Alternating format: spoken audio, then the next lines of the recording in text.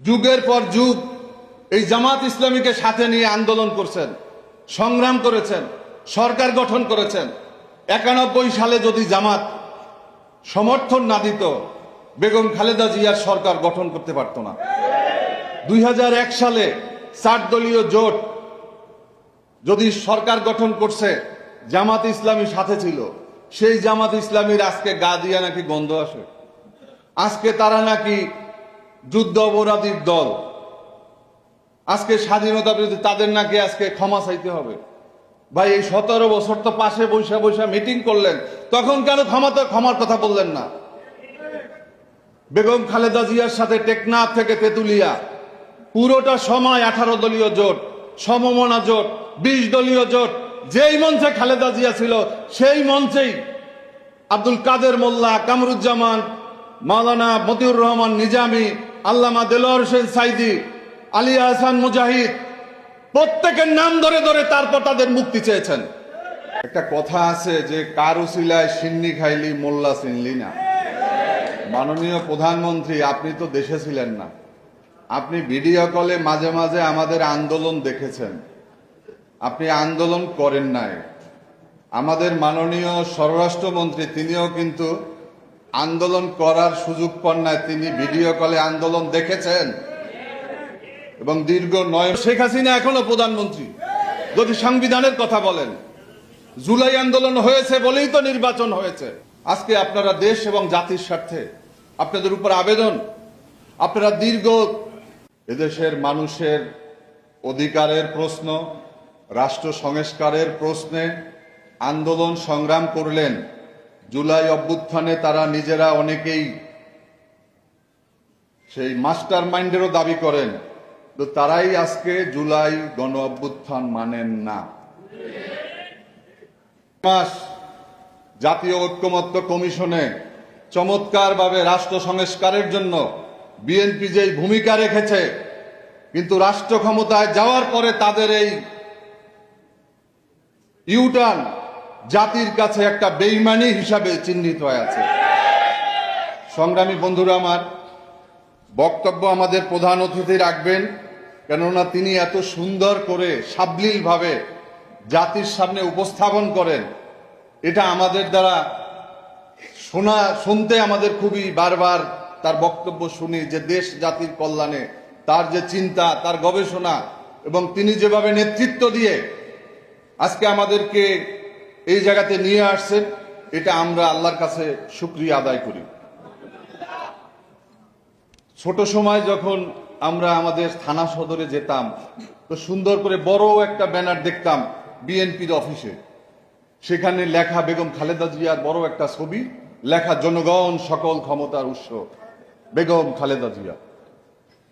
বিএনপির স্লোগানই হচ্ছে জনগণ সকল ক্ষমতার উৎস।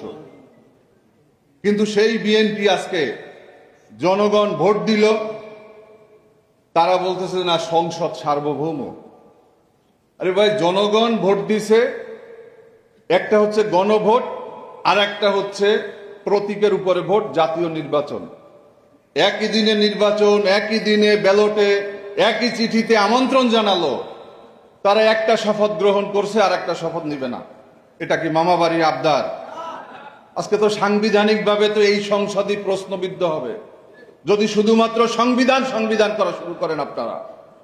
সংবিধানে তো নির্বাচন ছিল না, ওই হিসাবে তো শেখ হাসিনা এখনো প্রধানমন্ত্রী।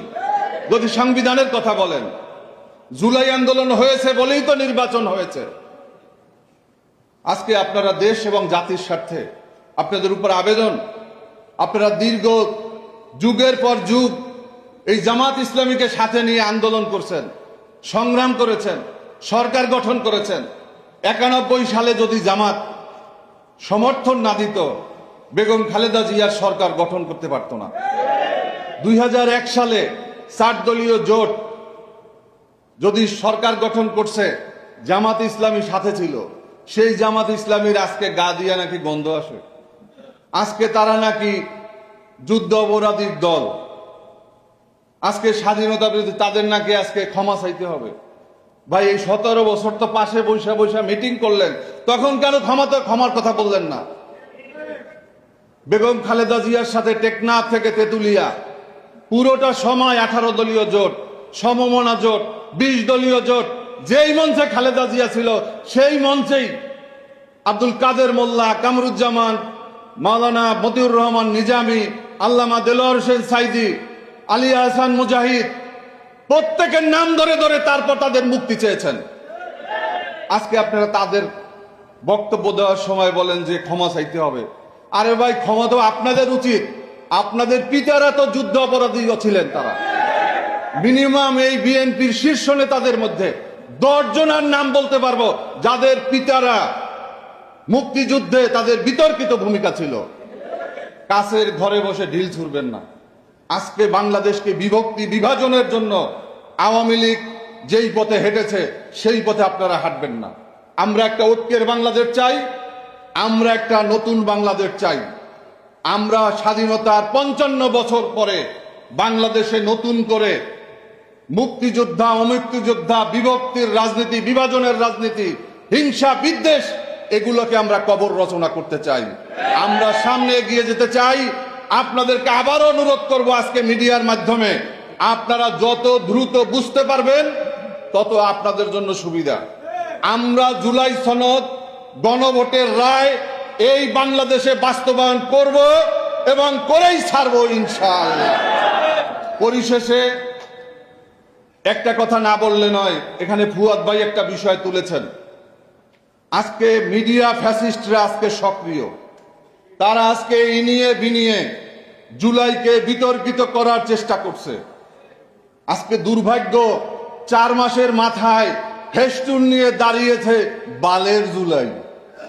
কোথায় যেন দেখলাম ভিডিওতে, জুলাইয়ের সেই ইয়াতে আমার ওয়ালের নিচে, যেই আমাদের গ্রাফিতির নিচে প্রস্রাব করছে সেখানে। আজকে বিএনপি কি করছে? তথ্যমন্ত্রীর কাজ কি? তাদের স্বরাষ্ট্রমন্ত্রীর কাজ কি? আজকে জুলাইয়ের প্রশ্নবিদ্ধ করার জন্য টিভি চ্যানেলগুলোতে টকশোর নামে যেভাবে আওয়ামী লীগকে পুনর্বাসনের প্রচেষ্টা চলছে, এগুলো যদি বন্ধ না করে আমাদের ক্ষতি হবে না, ক্ষতি হবে বিএনপির। কারণ আওয়ামী লীগ বাংলাদেশে আসলে তারা যেই সমস্ত জায়গাগুলো দখল করে আছে, তারা যেই সমস্ত জায়গাতে অবস্থান করে আছে, আওয়ামী লীগের নেতা কর্মীদের বাড়ি ঘর, ব্যবসা প্রতিষ্ঠান সব কিন্তু ছেড়ে দিতে হবে। আর রাজনীতি থেকে আর আওয়ামী লীগও বাংলাদেশে আসলেই যে ক্ষমতায় আসবেন এটা মনে করেন না। বিএনপি কিন্তু 19 বছর পর ক্ষমতায় গেছে।